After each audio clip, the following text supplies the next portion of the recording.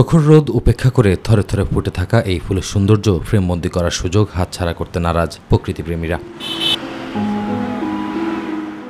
প্রতিটি কৃষ্ণচূড়া গাছের আশপাশে মানুষের ভিড়, সবার হাতে হাতেই ফোন এবং ক্যামেরা। সেসব দিয়ে যে যেভাবে পারছেন ফ্রেমবন্দি করে নিচ্ছেন রক্তবর্ণ এই ফুলের নজরকাড়া সৌন্দর্য। কেমন যেন সম্মোহনী এক ব্যাপার আছে এই ফুলের রঙে, তাই তো ছেলে বুড়ো সবাই মেতেছেন প্রকৃতির এই রূপ উপভোগে। প্রত্যেকটা সবুজ গাছের মাঝে একটা লাল একটা গাছ, আসলে দেখতে খুব সুন্দর লাগে, আমাদের বাংলাদেশের ফ্ল্যাগটার মতন।